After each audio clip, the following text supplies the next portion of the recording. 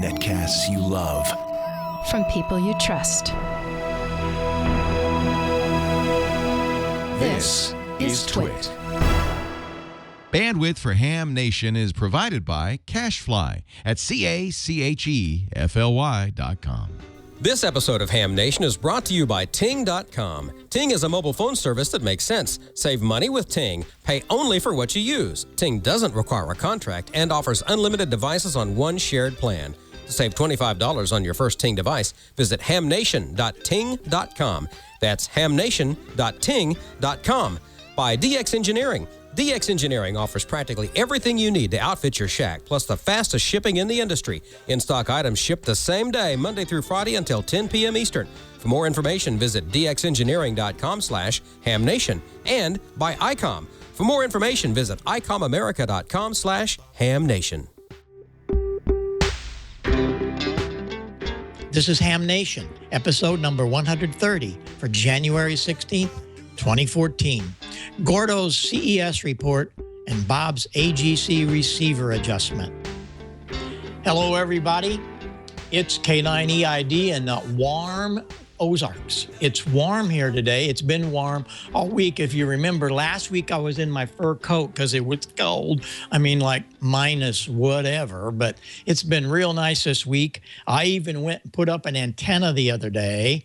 And if we have time, I'm going to show you a little piece of a video that I took. It was really kind of fun, and I thought we'd see what's happening. But guess who's back? It's Gordo, and he's from Las Vegas. Did you win any money? You don't do all that stuff in Las Vegas. You went to the CES show, you lucky dog. How are you doing?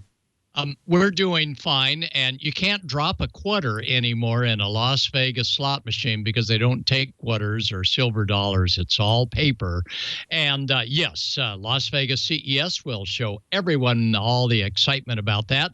Quartz Fest coming up this coming Sunday, runs through the 26th in Quartzsite, Arizona.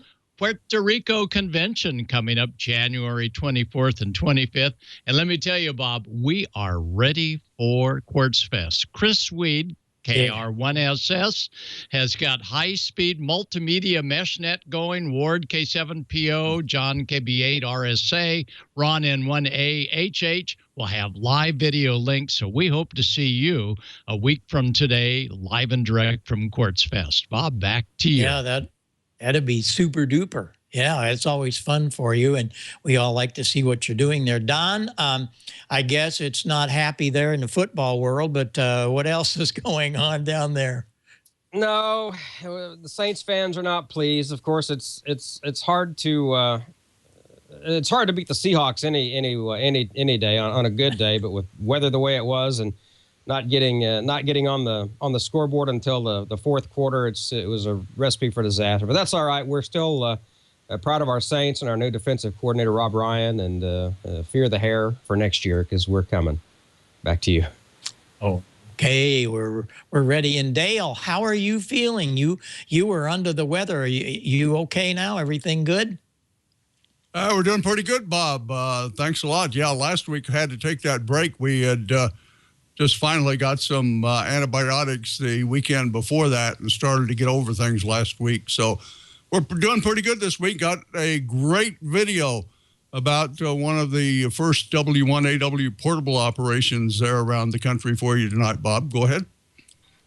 Okay, good. Yeah, I've been working some of those, and I hope everybody else is that's watching. It's really a great thing, so stay tuned, and you'll see some of the videos, and you can get in on some of the fun with the new W1AW, their 100th anniversary. So, well, let's head back to Costa Mesa because we have a whole bunch of pictures coming to us from Gordo and the CES. So let her roll there, Gordon, and tell us all about what's new in the electronic world.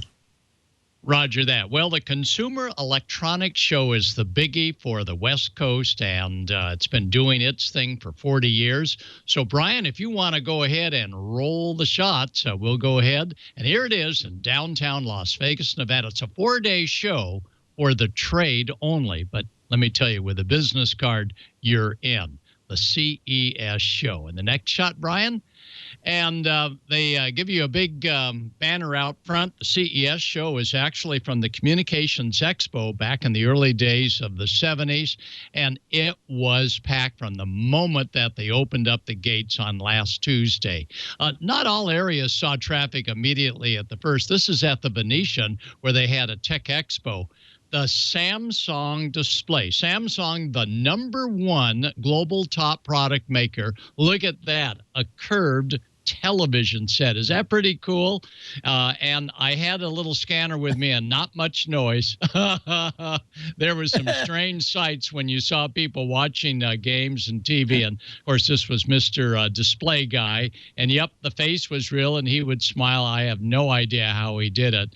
And GoPro, for those hams that like to keep track of field day, let me tell you, they have GoPro cameras for every event. And even if you plan to go underwater. Not very good propagation underwater, but there you go. And GoPro had a ton of different cameras. And look at all of the accessory manufacturers. They can put a camera on just about anything. And, of course, RAM mounts, we know them from ham radio, real big time in all sorts of mounts.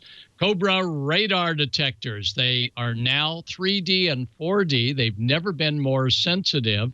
And, boy, they were really gee-whizzy looking. $200 to $300, non-detectable. And you can tie them into your smartphone.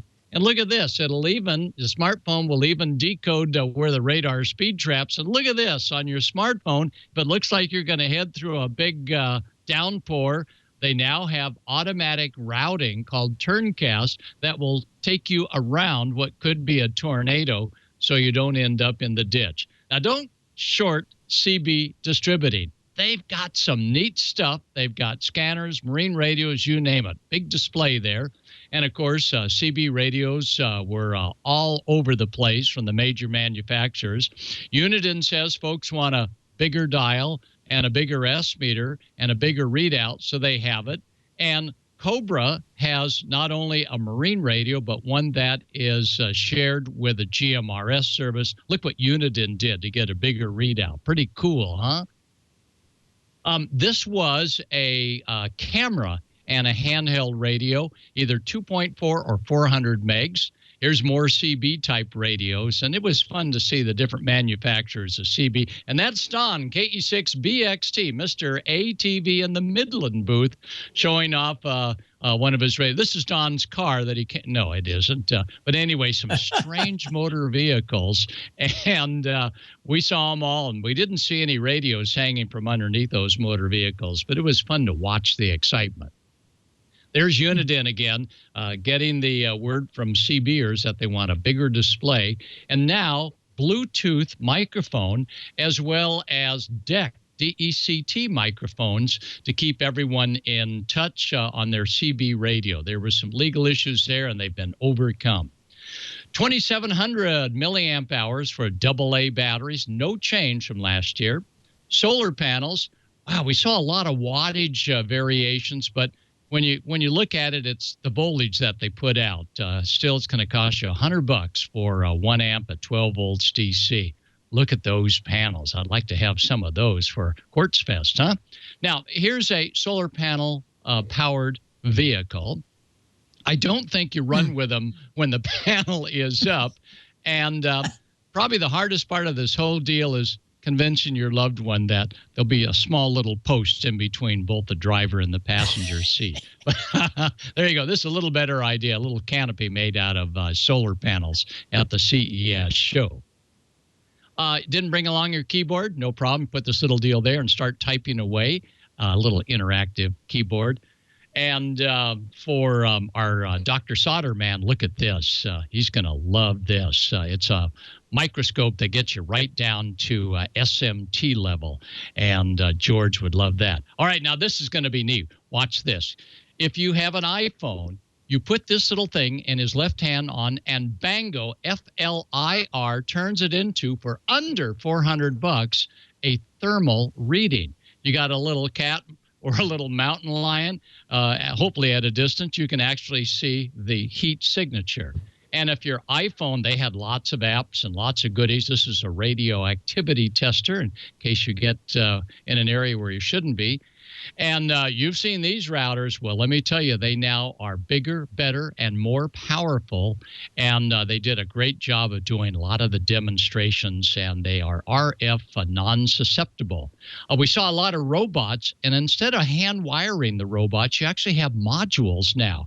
And you can get them to go upside down, right side up, do flippy-flips, over, unders. But it's a great way to get kids involved in thinking about electronics and radio. And they're just sort of like a snap kit, but for robots. So a great way to entertain kids in the classroom and get it interested.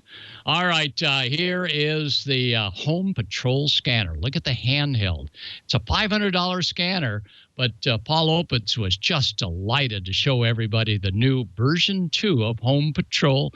Ties right into your computer to get radio reference updates whenever you need them. And this is the mobile version, about $600. You just add your zip code or add a GPS that Uniden has available, and it'll find your position and then find all of the different frequencies around you.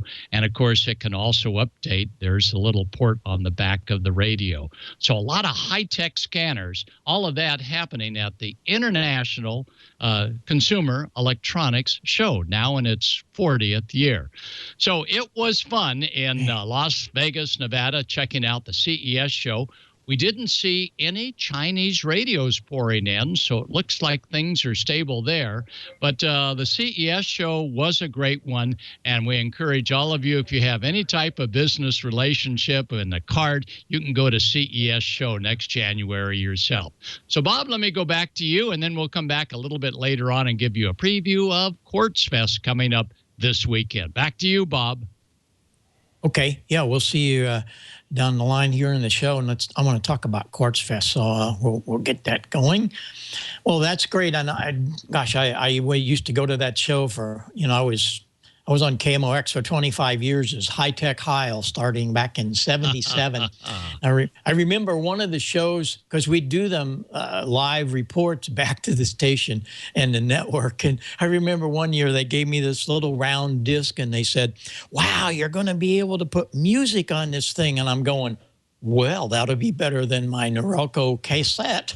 And along came the CD, and then we went through cell phones and satellite, and that was an exciting time.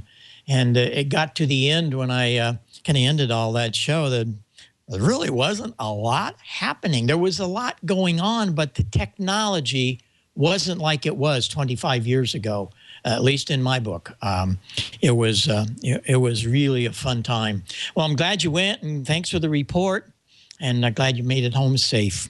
Well, last week, we talked a little bit about some receiver things that I was playing with, and I got a whole raft of emails from you guys and gals, and I really appreciate it when you tell us what you like, what you don't like.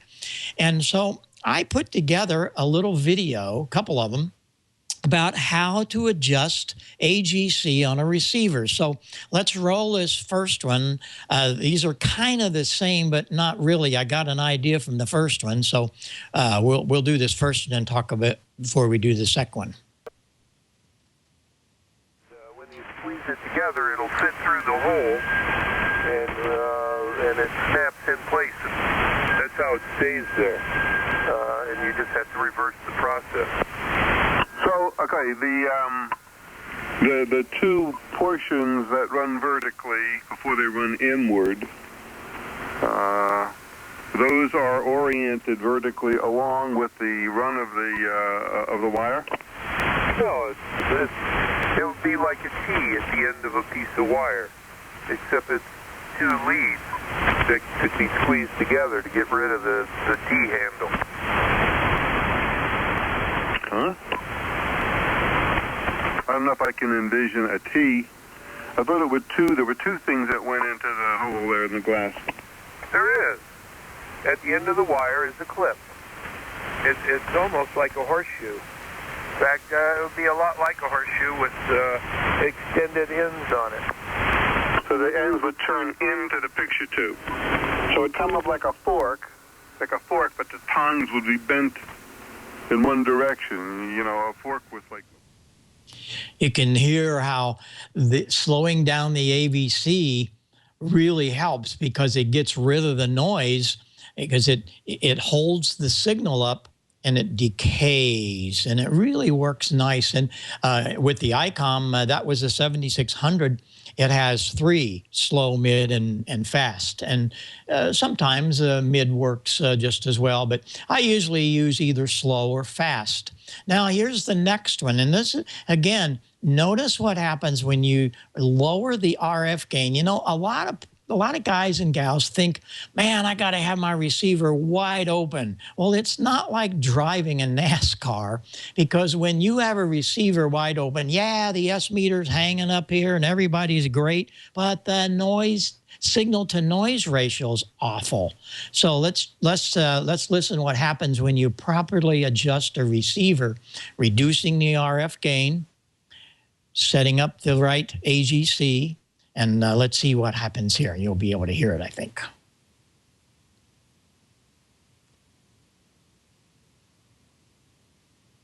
By the way, it was very noisy this night. The waterfall already into the software, and the QSDR also has.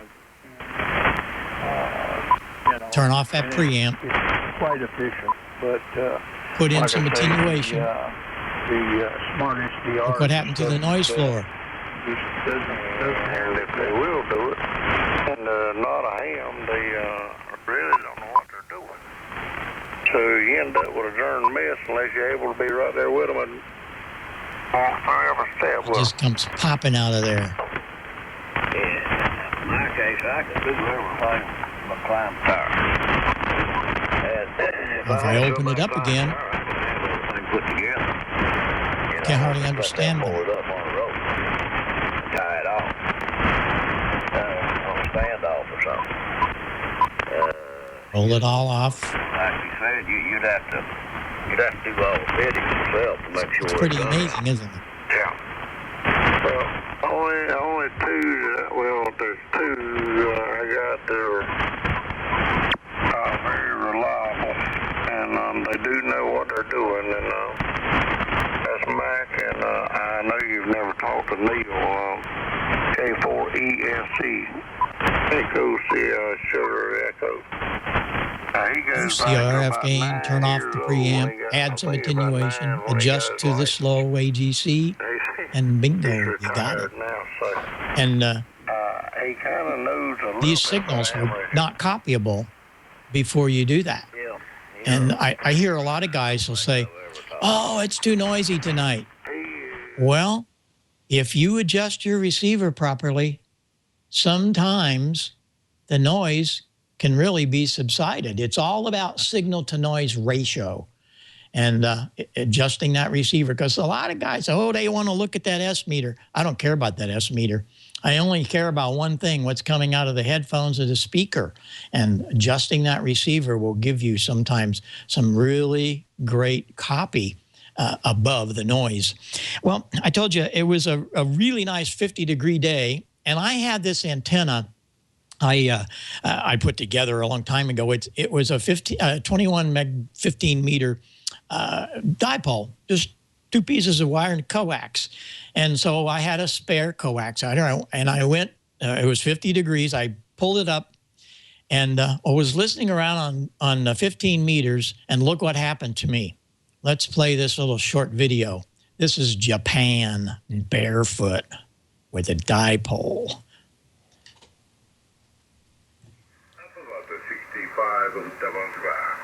Thank you very much for the nice contact. I hope I will meet you again very soon. Sayonara from Western Japan. K9EID JA3 Boston, Ocean, America. Greeting for you now, Bob, guys. Thank you very much, Hito. I appreciate you coming back, and we will look forward to working you again here on 15 meters. Very nice signal. JA3BOA from K9EID. Okay, thank you. You're picking S9, so please update Oh, wow. the report as 5 and 9. 73, 9 EID, JA3 and BOA. Now clear? And the QRs at DX. Now, I only did that because, first of all, I just wanted to see what that dipole did, and then I thought, whoa, here's Japan. I thought this would be fun to share with the Ham Nation audience, because so many of you write me, oh man, I don't have a big antenna and I don't have an amplifier. You don't need it. I mean, that antenna is only about, I don't think it's 35 feet high. And I just pulled it up with the spare ropes and plugged it into the 7600. And as you saw, it was just 100 watts. I did one thing wrong. I wonder if anybody saw it. And I did this purposely. And you shouldn't really do that. However, if you notice that, I had my ALC too high. I had my mic gain just a little bit too high. It was just poking over the red mark. Shouldn't do that. Really shouldn't be running that much ALC. But I wanted to see if anybody would see that, because normally ALC should run down pretty low. You shouldn't really see a lot of ALC activity. Power will still be up there. But I just thought I'd show you. And of course, it sounded great. And I was very, very happy to work. Hido was his name. And let you guys and gals see that it isn't all about big Yagis and lots of power. It's about throwing something up and getting on the air and having fun. You never know. It's like fishing. You're going to go out there and you don't know what you're going to catch. But I was really thrilled to do that. And as I said, did it barefoot. A little old 35, 40-foot dipole with a couple of pieces of wire. So there you go. And, of course, I had the PR22, so the audio was right. The 7600 gives me some equalization, and I can roll that low end a little bit and punch up that mid-range, and you heard the report. So that was what was going on here this week, and I really had a lot of fun. And it's great to share that with you, because I think that's what this show's all about. And anything that any of us can do, why, let us know.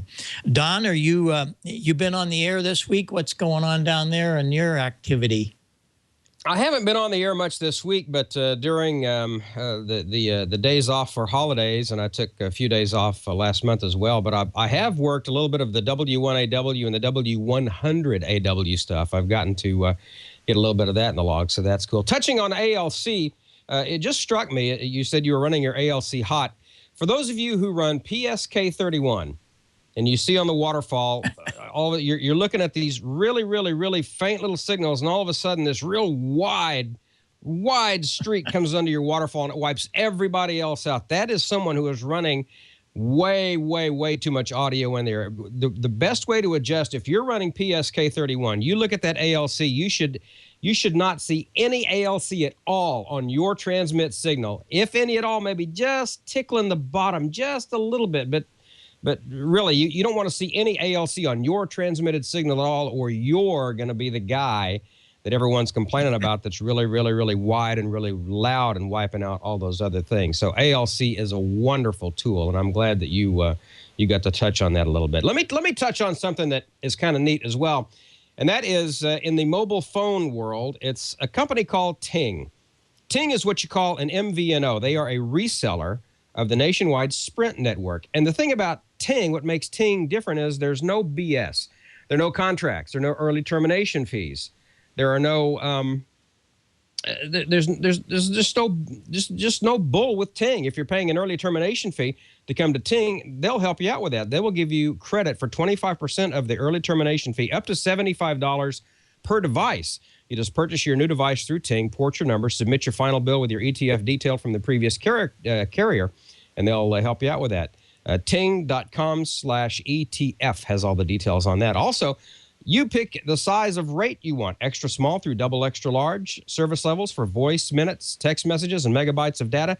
And there's no bundling or ride-along services. Everything is billed separately with Ting. The other guys charge you if you go over your allocated minutes or text or data. You don't have to worry about that with Ting. If you have a little bit heavier month, you just pay for what you used over and above your normal. It's easy as it can be. Voicemail, caller ID, tethering, hotspot, three-way calling, all the good stuff, call forwarding. All those features are all part of the service.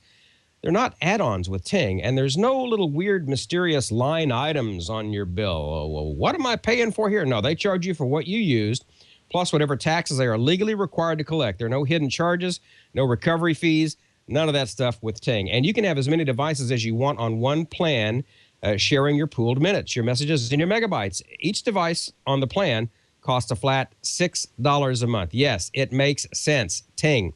And also, you can take total control of your account, your usage, your bills. There's a wonderful online control panel. And if you do need to talk to someone, you call 1-855-TING-FTW. Think about that. Ting for the win. You call anytime, half the day. Yeah, they're open half a day. Yeah, 8 a.m. to 8 p.m. EST. A real person will pick up the phone and talk to you. And you can do everything online as well. Help.ting.com has active customer forums, a wonderful help ticketing system, video tutorials, video startup guides, everything you need to know. Here's how it works. You purchase your mobile device from Ting, or you can bring your own. But you purchase your device from Ting, you will get it in 2 to 5 business days. Or, like I said, you can bring over your favorite Sprint phone. Look, I've got this old guy here, this old Samsung Sprint phone here. You know, I suppose if you wanted to, that's 3G, I think. If you wanted to, you could probably pull that over there. Or even your iPhone, like your iPhone 4S or your 4. Check out the full list of eligible phones. You go to the special URL, click on the BYOD link at the top of the page. They will even help you turn on your old device, turn it into cash to help with the move to Ting. Like maybe if this old Samsung isn't quite up to snuff, well, maybe they'll help you get rid of that and turn it into cash. After you activate your device with Ting, you have the option to select a new phone number, or you can use your existing one. They'll break your rates out by minutes, text messages, megabytes, bill you at the end of the month for what you've used. So I want you to go to hamnation.ting.com. You will do a number of things. You'll save money. You'll better manage your mobile phone usage. You can check out the savings calculator, and you can see just exactly how much you or your company can save. And since you're a Ham Nation viewer, you'll save $25 on your first Ting device when you sign up. So it's hamnation.ting.com. Again, hamnation.ting.com. And Ting, we thank you ever so much for being a great supporter of Ham Nation. We love you. Let's head on over to Dale and see what the Show Me Your Shack stuff's all about. Dale, how are you tonight? Hey, doing pretty good, Don. Appreciate it. Sorry about the Saints there. I'll tell you what, we're in a hurry this evening to try to get 2 videos on here. So, Brian, if you're ready, let's jump right into Show Me Your Shack from December. Go ahead. This is Show Me Your Shack, a compilation of shack photos we've received during December and on into early January. Robert Holliday, AD0BM, sent us 2 photos. Here's his main shack, complete with audio mixer and signal link and a Dell laptop for digital modes. And this is his mobile rig he uses while on the road. Robert Timmy, W9TNY, sent us this photo of his shack. He uses a Kenwood TS590 with a Heil PR40 microphone and the Kenwood software for equalization and monitoring. His amplifier is a Heathkit SB1000, feeding either a 40-meter inverted V or an 80-meter fan dipole. He's mounted everything in a discarded entertainment cabinet. We have several photos from Stefan Demos, KA2KNX, who recently finished refurbing his 1970s vintage Kenwood radios. Stefan fixed up the Kenwood TS530S, along with the AT230 antenna tuner and the SM220 station monitor. He's fitting a random long wire antenna temporarily.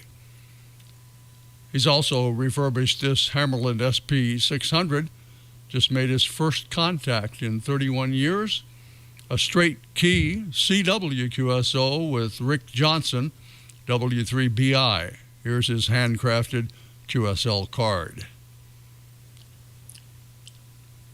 John Pugliano, N7PUG of Harriman, Utah, has a beautiful outdoor shack nearby. Here he operates from Bryce Canyon. Michael Logan, KB7IUV, sent us a photo of his nice shack this month. He uses a Flex 3000 and a Heil PR781 microphone with an SB2 boom mounted on a custom-made 33-pound solid steel base.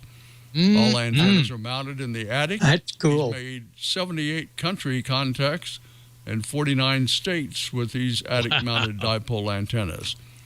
He got back on the air in April after being away from the hobby since 1990. Susan Kent, KZ9L of Deer Park, Illinois, sent us a photo of her beautiful shack. On the left, you'll notice several vintage Hallicrafters radios. Her main rig is a Kenwood TS-830S, and she's been QRT for a while because of the antenna problems, but hopes to be back on the air soon. And finally, Ronald York, KB1YPP, sent us this photo. Here's the backstory. Ron said that while making HF contacts, his cat came in the shack. A local VHF station called him when all of a sudden the cat turned around and looked at the scanner. Another priceless moment in the 9 lives of a cat. And that's it for December shack photos. We'd like to get a photo or two of yours on Ham Nation. So make sure you send your shack photos and your video links to Ham Nation Videos at twit.tv. And for guidelines, please check out hamnationvideos.info. Oh, those were really good. Your shack on to the Ham Nation audience, but a couple of things you could do that would help when you send your photos. Please include a caption and describe the highlights of your shack. The more detail, the better. We can cut it down to fit without a problem. One more thing, if you could provide the phonetic pronunciation of your name along with the caption, that'd be great too. Well, we're in the ARRL centennial year now, and the celebration and special events have just begun.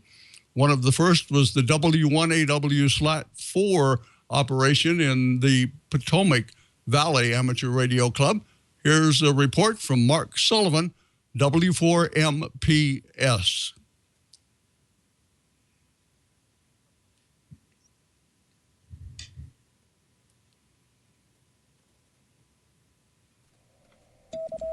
This is Mark, W4MPS in Raleigh, North Carolina.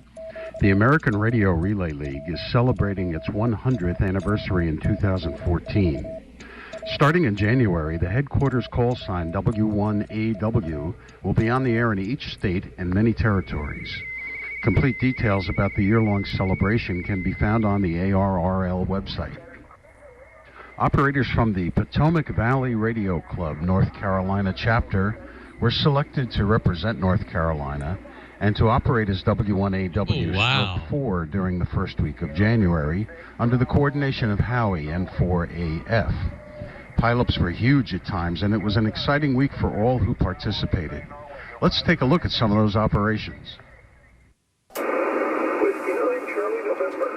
Whiskey 9 Charlie November 5-9 North Carolina. QSL, you are 5959 in Denver, Colorado. Thank you. 73 Whiskey 1 Alpha Whiskey Stroke 4. All right, thank you for North Carolina. Good morning. Nice signal 59 San Francisco. Thanks for the new band and enjoy 73 from Delta X-ray Florida. The Echo 7 Delta X-ray Florida. You're 59 in North Carolina. I think it's Victor Echo 7. Victor Echo 7 Delta X-ray. We made a special effort to ensure that the digital modes were represented. In addition to RTTY, we also operated PSK31, PSK64, JT65, and JT9 modes. During the weekend of January 4, W1AW/4 made a total of 1,627 QSOs while participating in the ARRL RIDI Roundup as a checklog station. November 2 Juliet Charlie Sierra. November 2 Juliet Charlie Sierra, 59 North Carolina. QSL, you are 59 in North Texas, over. Thank you very much for this Whiskey 1 Alpha Whiskey Portable 4. QRZ. Kilo 1 Whiskey Tango X-ray. Kilo 1 Whiskey Tango X-ray, 59 North Carolina. Good morning, Rob. Name is Jerry. You're 59 plus 10 in the state of Maine. Mike Echo, QSL. Thanks, Jerry. I hope you're staying warm up there. Happy New Year. Whiskey 1.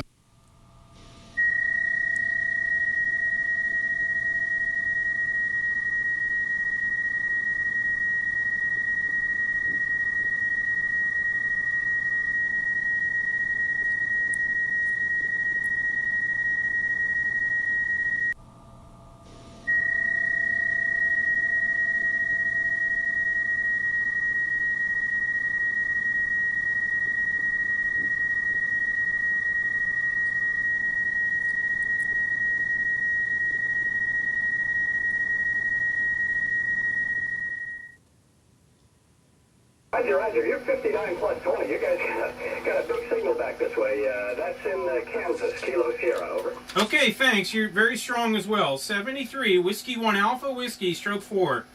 November 0, Hotel Whiskey Delta, 59, North Carolina. You're also 59 in Utah, over. Okay, thanks. 73. W1AW stroke 4. Here is Whiskey 4, Mike Papa Sierra calling him by. Hey, good morning, Mark. How are you? Good to hear you on this morning. Did you try? Sound good over there. You're 5'9". All right, Roger. We'll stay here. I've got this morning, and away we go. Okay, Bill, fine business. Very good. I'll get you spotted and have fun and enjoy the last day of this special event. We'll catch you later. W1AW stroke 4, W4MPS 73. On behalf of the Potomac Valley Radio Club, we'd like to say thank you for the honor and privilege of representing the state of North Carolina as W1AW stroke 4. We had a blast.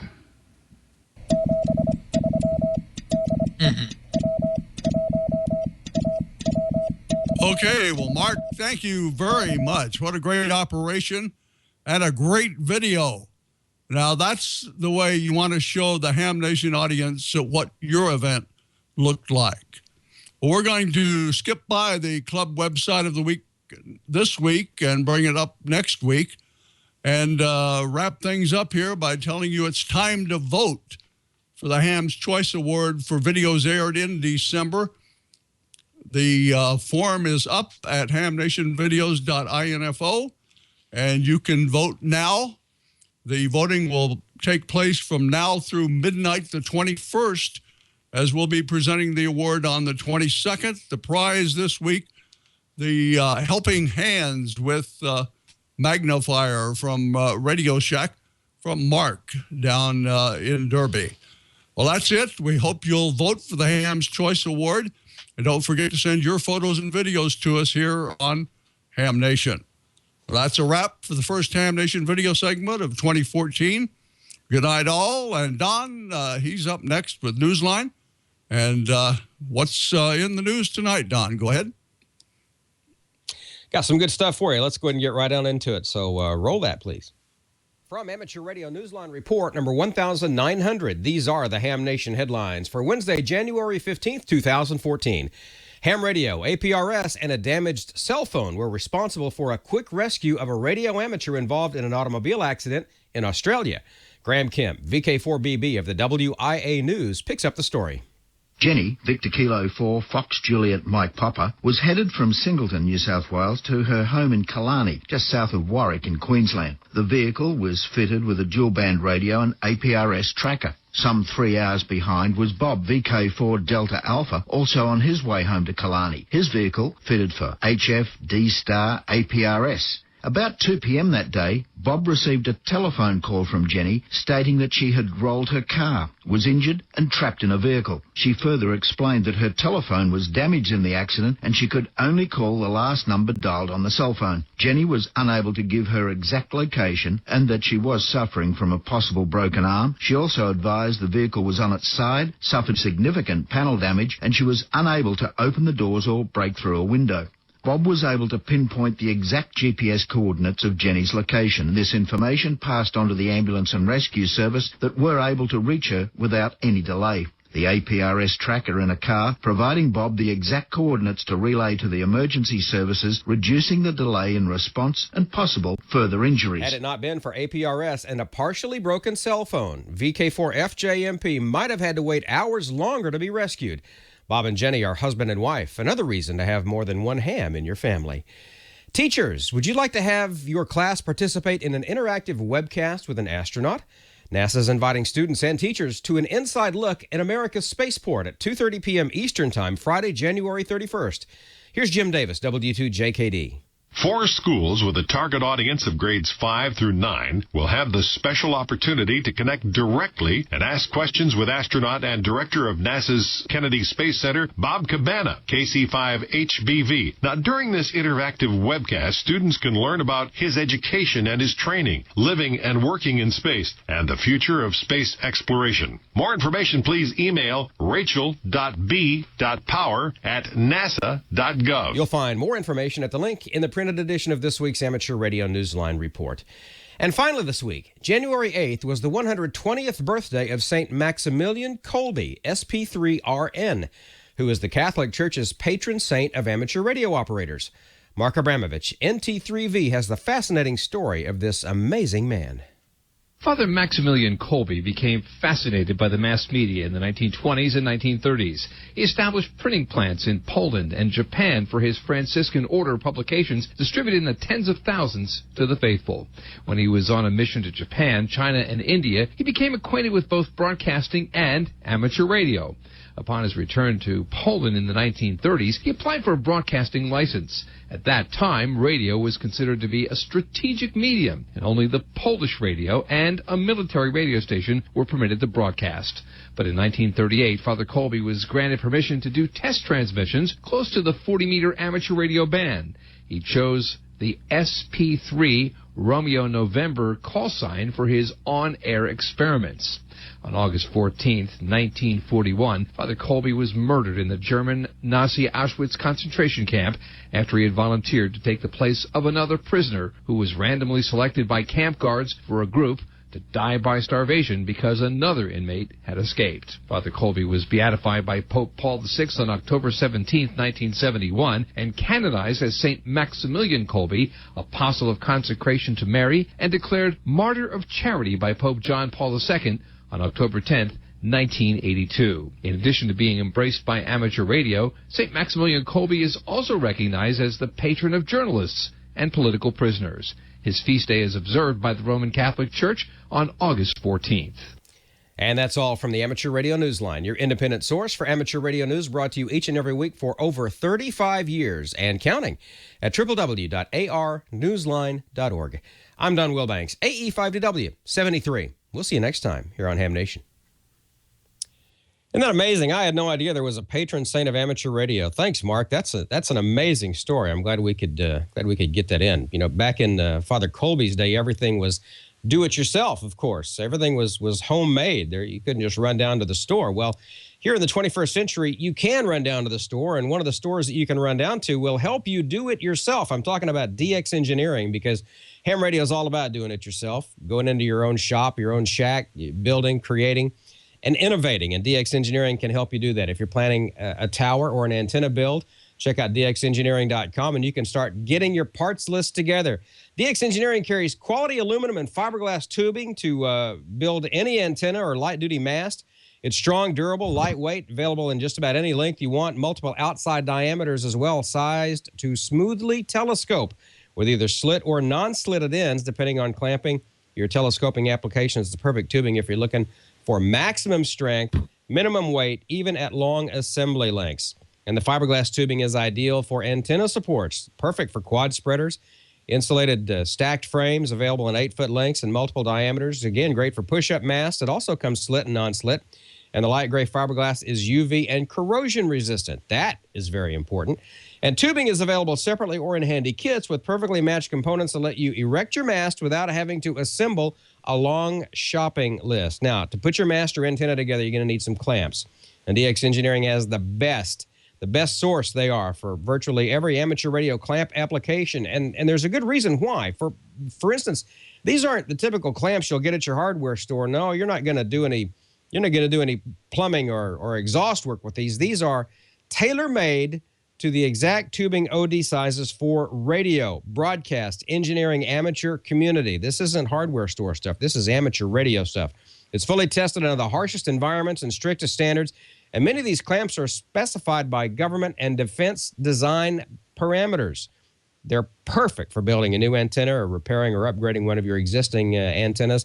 They're isolated clamps. They work well on isolated elements. And DX Engineering carries a huge line of replacement and upgraded stainless hardware too.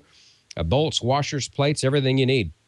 Let's talk tools. DX Engineering has commercial-grade antenna and tower tools and components, including must-have tubing tools like pipe and tubing cutters and tube deburring tools. They have basic hand tools, too, from brands like Craftsman, Klein, Dremel.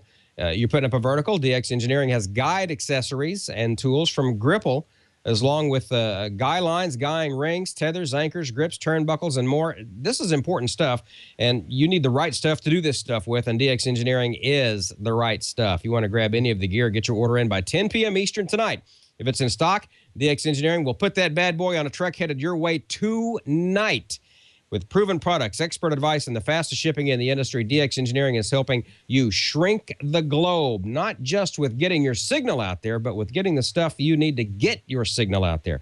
Request your catalog. Shop online 24/7. DXengineering.com/HamNation. And DX Engineering, thank you so much for your support of Ham Nation. We do love you and appreciate you. Hey, Don, check it out. Yes, sir. Check it out, Don. Check it out. Look at this. Check it out. Yeah. Well, hey, look, now, check this out. This is what's different about this clock? It's a 24-hour clock. You don't see very many of these. No, Isn't that cool? Look, I got nothing back behind me, but you know where mine is? Right where I can see it. Look at that thing, huh? That's there right, you go. Right where I can see it. And yeah, look at that. It's a 24-hour clock, so you never have to worry about. Well, let's see. Is it 8 o'clock or is it 20 o'clock? What is it anyway? That's right. There you go. There you go. Right. Okay. Okay. Let's head to Jackson and see what I don't know. Is it too late? It's probably not the right time of the year to call him Solder Claus anymore. But George has got his smoking solder stuff going, I'm sure. What's going on, Georgie boy? Hi, Don. Well, it's turning cold here again. I'm sure it is down there too. We got up almost to the 70s here over the weekend, but it's going to be back down in the 20s again tonight. So that's why 37 here right now. What was that? 37 here right now. The same here. Well, I'm doing something a little bit different this week. I'm not going to melt any solder, but there will be some evidence where I have done that before. So let's take a look. Every good ham should keep a logbook. So that's what we're going to look at today with the smoking solder kind of twist.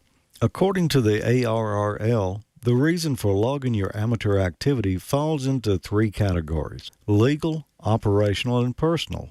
Legally, a log of your transmissions would be invaluable in proving your innocence in an interference complaint. Occasionally, having a log of past contacts is a resource when filling out DX QSL cards that might take months to arrive. And personally, a log is like a personal radio history, reminding you of the people and places you've talked to, the nets you've participated in, and the contests you worked. But I want to add a 4th category here, and that's a maintenance or technical log where you list your equipment and various repairs and adjustments that you've made on it. That information can come in real handy when you've got problems in the future. I was licensed as N5 SPP in 91, and here's where my log began. Wrote down some measurements here of the Alabama Amateur Quad Antenna. It was an 8-element quad antenna that I used as my first 2-meter, and I had it on a couple of 5-foot poles and a rotor, and I just took the measurements of what I had there. I even talked to the guy who designed the antenna, and he told me how I could take 2 of them and stack them together and build a harness for them so that I could get more gain out. I never did that. I was so excited. I wrote down what I was listening to because I couldn't really talk yet. I didn't have a license. And you can see on the 15th, I installed the quad at 65 feet. Now, what I didn't write here in the book is that this was installed in the top of a pine tree. My friend Jim, you remember my friend Jim? Whoa, okay. He climbed to the top of a tall pine tree in my front yard, cut the top out of it, and cut some limbs away. Then we mounted a 20-foot push-up pole up there and put the quad up on it. The only problem was when the wind blew, you didn't really know which direction your signal was going. Okay, I did finally fess up here. The 65 feet in the tree pointed south. Here's what I had for forward and reflected powers. Now, I did have some friends come over who were hams, so we could transmit on this thing. I was making my list here of all the people I was hearing that I wanted to talk to and the strength of the different signals. I even wrote a little information in here on packet radio because that was pretty big back in 91. if you see where I'm going, this is more of a technical and a maintenance log, although there are a lot of signal reports and stuff in here. You'll see toward the end of it, it kind of changed. I was still a brand new amateur here, and I was really getting into all this stuff, so I wrote down everything. On April the 9th, now this is a long time. I took my test on February 17th. April the 9th, I finally received my technician license, and I could get on the air. So I had some QSOs here. I logged every one of them. I've got the formula for SWR right here, a drawing here of how to build a stacked J-pole, a J-pole on bottom and then another element on top to increase the gain. Some more packet information, more repeaters that I was hearing. And then you can see here where I installed some cable wave aluminum half-inch line going to the quad up in the tree. I had 88 foot of hard line. It was RG331. And then 10 foot of RG213 for a jumper at the top. And I also moved a 5-element UHF Yagi up there, and I put it on the rotor with 100 feet of RG213. Not very good coax to use on UHF. And it continues on like this for a while. And then you can see I was, I guess this is probably the connector that went to my TNC, but I wrote down the colors of the wires there in the drawing and what each one was. This is before the internet had really taken off, so Jim and I were trying to get it to where we could send files back and forth over the air, and we finally did manage to do that. And some more information here on setting up my TNC. Back in those days, you pretty much had to have a hardware TNC. There weren't these programs out there that you could run on your computer and use with a sound card. You physically had to have a piece of hardware to do that. And here's a drawing of a friend's Ringo Ranger 2 and some of the links on it. Some measurements on a new antenna.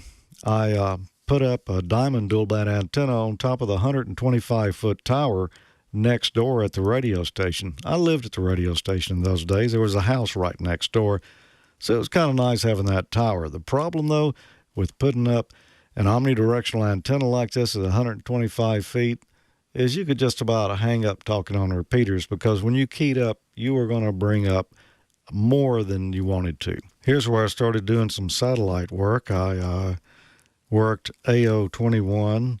I also did Mir and a number of others that were out there at that time. Back then, if you wanted to make a modification to your rig, you couldn't jump on the internet and go to mods.dk and download it. However, there was a bulletin board that you could dial into, and you could download this information. Here's the measurements that I found on that diamond antenna when I put it up on top of the tower. And I wrote notes in here like, I found a splice at 45 foot, and it was dry. I resealed with 3M rubber tape. A lot of different information here. And these are the type of things that I think should be in a log. Maintenance things that you have done over the years. So if you ever have to go back and look, what was my SWR when I put up this antenna? Well, I've got that information right here. And here's where I passed the general and extra exams. It's my certificate of successful completion. And I continue to write down things that I thought were important. I strung up a long wire antenna. I bought an amplifier, wrote down the serial number there. I wrote down where my amplifier tuning and loading should be at different frequencies. Here's a drawing of my friend Wayne's bug catcher antenna. And then I went through my tuner and I tried a lot of different frequencies and wrote down how the tuner should be adjusted for each of those. And right here I was adjusting my transmit audio and talking with my friend Jim. And we talked with Bob Howell, K9EID. That's probably the first time we ever talked. Back then, I was using the Behringer mixer that I use now, but I had an Aphex Aural Exciter on there, and I wrote down some of the settings that I had on it while Bob was listening. He kind of helped us tweak our audio a little. Then I converted my AL811H amplifier to run off 240 volts instead of 120, and I wrote down the measurements of the plate voltage right here, as well as the plate current, the grid current, and the power out I was getting. And then I can see where I had to do maintenance on an amplifier at one point here. I replaced the receive relay in it, and then I upgraded it to an AL811HD, which is the same amplifier, except it's got a little bit heavier tank coil in it, and it adds a grid overload relay to it.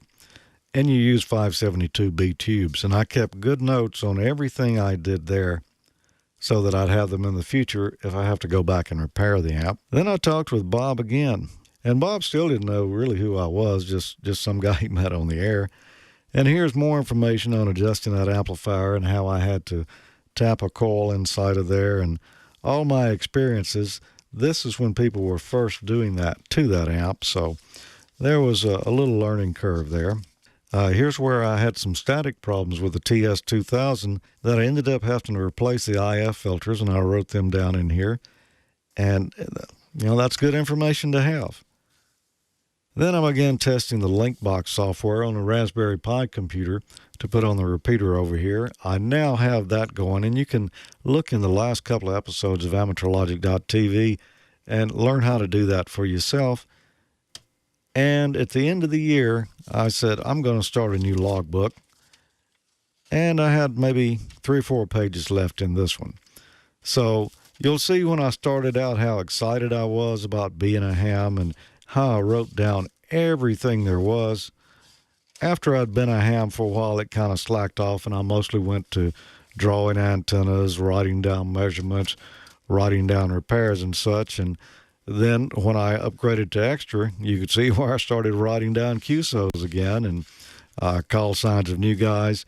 And then I moved on back into the technical area and started writing down about amplifier modifications, rig repairs and such.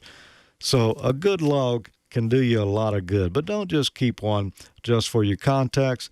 Keep a technical or a maintenance log on your ham gear as well. You'll be glad you did. And I think that's an excellent idea. Well, you can tell because that's mostly what's in my logbook right there. But those things are important. And as a broadcast engineer, that's the kind of logs that we keep on equipment and such. You never know when something's going to break again, the same way it did the first time. And if you got some notes there, boy, it sure is helpful. Or if you want to check your antenna, it sure would be nice to know what it measured when you put it up 2 years ago. Well, I mentioned in there the Raspberry Pi and Echo Link. Well, we got kind of crazy with the Raspberry Pi on Amateur Logic this time around. I did melt a little solder. That Echo Link node is on the air now. And I used one of these and some of this stuff here. It's a circuit writer pin. I made a PC board with it and built my relay interface for the Raspberry Pi and got all that in the last episode we posted yesterday. So you might want to check that out. It was a lot of fun, and there's some interesting characteristics of this little circuit writer that I'll mention in there. It's going to do some more experimenting with that, though. But right now, let's give away something. I had asked last week, before there was SOS, there was another 3-letter Morse code signal used for radio distress. What was it? And I had a winner here, Doug Wilkerson, AA0DW, and about 174 other people got it right, too. I was a little surprised. Doug said, "Hi, George. Before SOS, the call was CQD, General CQ, followed by D for distress." Well, congratulations, Doug. You're going to win some Howl wire, this great audio cable here. 2 conductors for your audio, a silver-plated shield, a braided shield, not a twisted one, and a couple of more pairs there for headphone audio or push-to-talk or just whatever you want to use them for. Really nice and flexible rubber jacket on it. So congratulations. That's coming your way. And I've got another piece of wire here, and I suspect Bob and Gordo will remember this. This was a MFJ G5 RV antenna. I say it was because we needed a piece of ladder line when we did the Midwest ARRL convention here a few months back. So I dropped by and asked Richard at MFJ if he had any, and he said no, but he had a G5 RV. He gave it to me, and we promptly cut it apart. So I have a G5 RV kit here that we're going to give away. If you'd like to win that, then answer this. What is the lowest frequency a technician may transmit on? And send that answer to hamnationcontest@gmail.com. And maybe you can melt a little solder and put this thing back together. I love it. I love it. That's great. Well, what do you think about that logbook, Bob? Is that a good idea? Well, I dug mine out. This is a logbook from 1961, 62. I have a lot of my logbooks all the way back to the very first one in 56. But I dug this one out the other day because it had a contact in here with this is all 6 and 2 meter stuff. And I kept a lot of notes of different things that I was doing because we were doing so much experimenting in those days. I was one of the first single sideband operators on 6 meters and 2 meters back in 1958 with that 20A and a transverter that I built. And we even put that on the market. It was a marketable thing that happened in 61, 62 called Melco. There's still some of them out there running around. Yeah, I agree with you, George. Keeping notes is really important, and I wish more would do it. But, sometimes that doesn't happen. Really good stuff. I'm glad you did that. Thanks a lot. Oh, thank you, Bob. Yeah, I was starting a new book, and I just thought about it. Most folks probably, well, I wouldn't say most, but it's kind of leaning toward, you get the impression that you should log contacts and that's it. But really, you should log everything. I mean, you never know when you're going to need that. And I sure had a blast going back and looking at my so far 22-year ham career and seeing some of the crazy things I had done in the past. Well, right now, ICOM's got a message for us here on some great deals.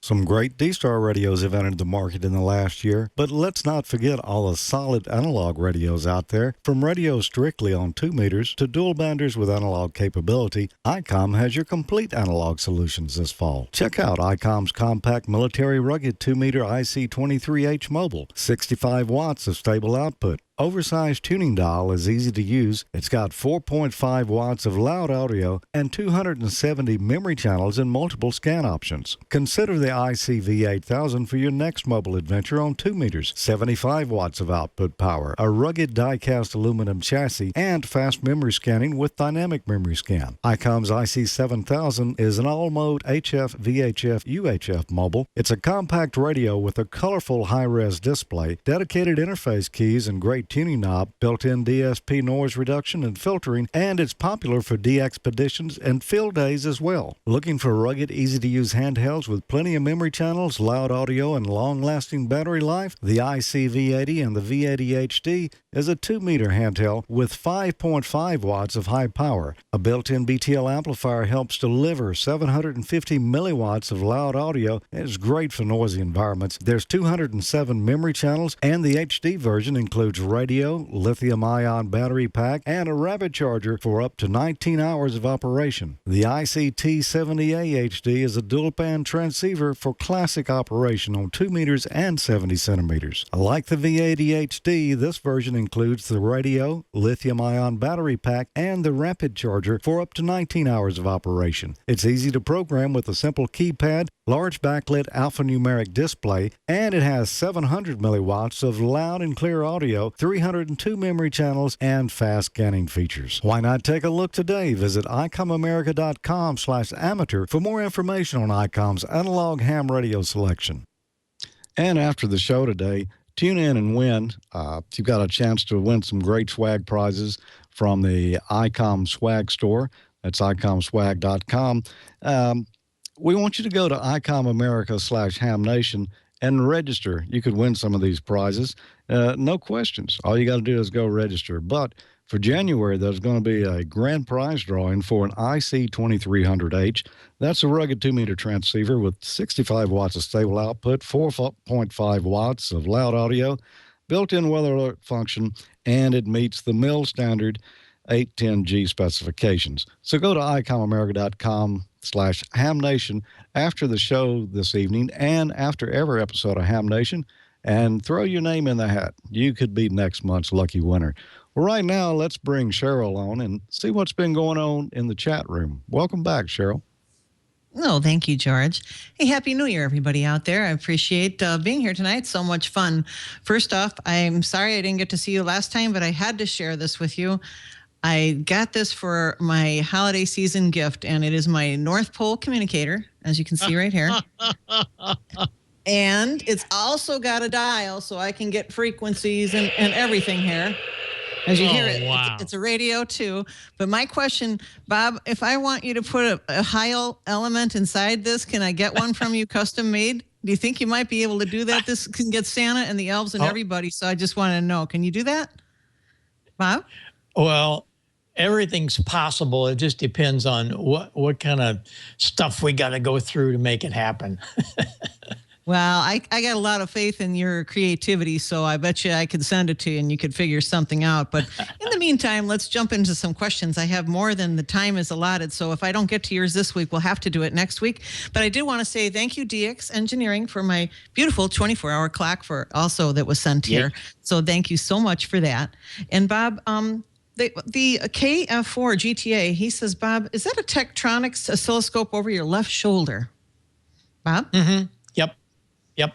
Dual trace. Okay. Yeah, it's an old one, but works great. Oh, great. Another microphone question for you. What do you recommend for an FT847 using a Behringer 802 or 802 mixer? Can you tell a mixer, there's no question. I'd use a 781 into that mixer, and then you can drive just about anything. A little 847s, that'll work. Yep, no problem. Even the new 781? How about the new one? Yeah, the gold one. Yeah, let me see that. Hold that up. Let me see that. Is that what you're using tonight? Lovely. Gosh, is that beautiful? No, it's the regular PR 781, but the president, the ramrod of Heil Sound, which is Sarah, she thought it should have gold on it. So that's what we're doing now. We have a gold one, and it's pretty, but same thing as a 781. Beautiful. Yeah, the Commander-in-Chief, definitely. And Happy New Year to you too, Sarah. Okay, and Bob, last but not least for you is, can you tell us your thoughts and comments on your Drake 2B receiver from Bill, KA2 OFM? Wanted to know? Oh, I love it. It's a very unique receiver, and there it is right there. And it was a great thing when it first came out. It was kind of a competition with the Mosley and the Drake. They were fighting each other. And, of course, the Drake won out because of longevity. But I use it with the HT37. I love it. It's great on sideband, and it's really good on AM. So, yeah, it's a wonderful little receiver. And the Q multiplier and stuff's built in the speaker. That's what's above it. Yeah, I like it. It's a very, very nice receiver. Different, but good. Thank you. And LPK loves the Drakes too, by the way. And that's such a nice thing to have that you got there. Very nice. And let's move on to George. I do have a question from a nearby ham in Wisconsin, KC9UDA. Mr. Tom has a question here. He says, when I key up my HF rig or my 2-meter radio, I put lines on my computer monitor. I move the computer and I'm still getting lines on my monitor. Any suggestions? George, over to you. Yeah, don't do that. Don't key the radio. No, actually, you've probably got RF coming back down your coax into the shack. I'm just guessing on that one. You might look up a 1-to-1 balun or choked, or it's called an ugly balun, and you might try that out there before the coax comes into the building. Ferrite beads, there's a lot of different things you can try, but the one that works is the one that you want to use. Absolutely. I love that. And by the way, I liked your line earlier there that the solder clause has definitely left the building, George says. So thank you for your answer, George. And Gordo, I haven't forgotten you, and I have a bunch of questions I need to ask you. So I'm not sure if I'm going to get to all of them, but let's try some here. Okay, we have an email from Stefan, and I guess he restored his old Kenwood TS 530S, and he established his first QSO in over 31 years, and he had some sort of CW QSO with a random length antenna. But his question is an 800 hertz shift in the displayed frequency and expected behavior when changing to send mode on the Kenwood TS 530S. And first off, I want to preface that with my own input. Would that have something to do if somebody's just using a keyer on standard sideband mode versus being in a CW mode? I guess there's some radios that have the ability to do CW mode, or some people just use a straight key on sideband mode. So I'm going to preface it by that. So over to you with your technical answer, Gordo. Yeah, that's a normal mode, and I also read his email. So, yes, that's the offset, so the other station doesn't have to tune around looking for your signal. If we didn't have the offset, he'd be 0 beat, and the other station all would hear clicks. So that's common, and some radios show it, some don't, but that's a very popular mode on that particular radio.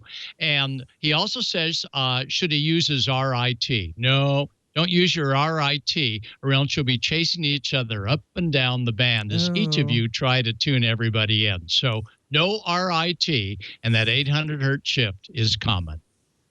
Great. And did you have fun at the CES show, Gordo? Oh, yeah. CES was great. And in 2 weeks, we're going to have some additional CES shots of a very special helicopter. Not a 4-blade, not a 2-blade, but a 6 and an 8-blade helicopter. Wow. They had helicopters all over the CES floor, and we're going to show that to you in 2 weeks from tonight. Oh, that sounds terrific. I've got a good friend out there, JD, watches the show. He flies a helicopter with some real heavy-duty video equipment that's just awesome, by the way, and he's a really good pilot, too. So anyhow. Oh, yeah. Especially, he really has that down, and I don't think that's easy by any means. And here's another question. Going into the Quartz Fest next week, where might one find the W7Q special event station on 10 meters, technician class frequencies? Gordo? Okay, we're going to be using the ICOM 9100. Thanks, Ray, for outfitting us again with that great radio. And Pat Marcy, thank you for getting it to us. And we'll be hanging out at 28.4 up to 28.425. So 28.400, upper sideband. Listen for W7Q. The Quartz Fest special event station will be on continuously. Okay, good. And is there any local hotels, Gordo, at the Quartz site, I guess where people can stay after taking some of the ham seminars in case they don't. Negative. There's no hotels. There's no hotels, no running water, no electricity, no water truck, no dump station. There is nothing but great hams at Quartz Fest, says Chris Weed. Just tents only, then I take it. Tents or mobiles, right? That's right. And we find folks camping out on the floor, camping in their vehicles, or someone sharing their big motorhomes, and that always happens. Well, seriously, Gordo, if there was a lady that was going along with her ham husband, and she says, I have to stay at a hotel, how close is the nearest hotel, seriously? Probably a state away. Truly, Quartz Fest is solid. I don't think there's any in Blythe because they had the Bluegrass Festival. Okay, well, there you have it. That's what's happening at the Quartz Fest. So he has it all down. He has some great shots of that too. So everyone, I want you to tune into the after show QSO on 75 meters, as you can see over my shoulder on the external monitor off of the ICOM 7800 there. It will be 3847 or 3.847 megahertz tonight, and I'll be running the after show QSO. I'd love to talk to you. My first time here in 2014. David took over for me last week. There was a little bit of a problem, and I hope he did a good job. I hear in the chat room he did a great job. So in the meantime, we will crank up the linear and throw on another log, like I always say. So until the next time, I'm Cheryl Lassick, K9VIK 73 all, and I'll see you right here next time on Ham Nation. And back over to you, Bob. Okie doke. Very good. Very good. Chat room was really busy tonight, and we appreciate all of that. So thanks for your help, Cheryl. And everything was really super tonight. I appreciate everybody being here. Gordo, you are headed to Quartz Fest, right? Big deal, right? It is a big deal. Literally hundreds of motorhomes and probably 500 or 600 hams all converge together 5 miles south of Quartzsite, Arizona. And we have a ball with seminars, bonfires, movies on the side of big white vans. It is from dawn till well after evening hours, a learning experience with seasoned hams sharing everything they know about many specific topics. Well, it always looks like a lot of fun, and I know that you enjoy going there and camping out. So we'll look forward to a lot of pictures, videos, and then you're going to do some live stuff from there, right? Yes, we'll be on the air. W7Q, I think that's the call sign, special event station, and we're going to try and go live with you with the spread spectrum and with some of the other comms that they have to get us back into the internet. So look for us maybe next Wednesday. Okie dokie. That'd be good. That'd be good. George, you have any of the dewdrop frequencies and D-Star stuff? Anything happening tonight? Yeah, the Echolink net is going to be at the conference server star dewdrop in star or node number 355800. And the D-Star net is back in full swing on Reflector 14 Module C. And I hope to hear you there. I'm going to try to make all the frequencies tonight. Oh, that's great. Okay, everybody. Well, I think we've wound it all up for another great show here on Ham Nation. And be sure and tell your friends. And, of course, you can go dial it up anytime. Just put Ham Nation into Google, and you're there. All 130 programs. It's amazing. This is 130th program. We thank Leo Laporte for all of his bandwidth, time, and production. And thanks to you, Brian and Karsten, all the guys out in Petaluma. You guys do a great job. And I know we run you guys crazy trying to keep this all going. So we'll see you somewhere. I'm going to head off to 75, maybe 40. We'll go up to 72, 68, I think, is where they'll be with Mike and the guys. So who knows where we'll be, but we'll be somewhere. Have fun and exercise those transmitters and receivers. We'll see you back here next week right here on good old Ham Nation. 73 from K9EID. Bye-bye for now.